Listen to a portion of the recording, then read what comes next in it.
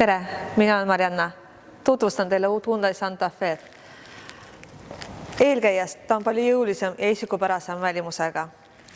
Kellele sobib soliidsus ja elegants, siis see on väga-väga hea valik. Autoga on mugav sõita nii linnas kui ka maanteel.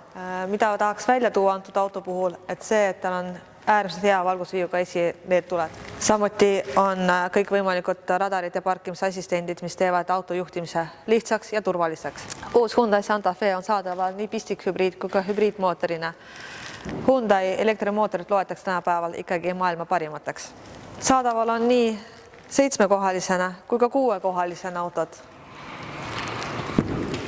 Antud auto on 7-kohaline. Samuti pagasiruumi maht on üle 600 liitri, mahutab hästi palju kaasavõtmist nii kohvreid kui ka vajaduse lemmiklooma. Üks uus ja praktiline funktsioon, mis on Hyundai Santa Fe saadaval, et on võimalus avada autot telefoni teel, et võti võib jääda koju, ei pea kaasas olema, samuti käivitada.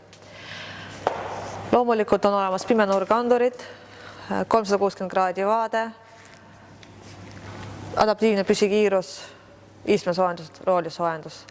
On erinevad varustustasemed, Style, Premium ja Calligraphy. Mida on hästi palju küsitud, on juhtmevaba Android Auto ja Apple CarPlay. Uuel Santa Fe see on täiesti saadaval. Santa Fe värvivalik on äärmiselt põnev. Üks näide on teie ees. Kliendid räägivad, et kütusukulu reaalses elus jääb kuskil 6,5 ja 8 vahele. Samuti kiidavad nad, et auto on maanteel sõites äärmiselt vaikne, mis võimaldab hästi kuulata muusikat Bose helisüsteemi abil. Aitäh, et tunnete huvi uue Hyundai Santa Fe vastu. Ja kui te ei ole veel käinud proovisõidul, kindlasti külastage Top Auto Hyundai salongi.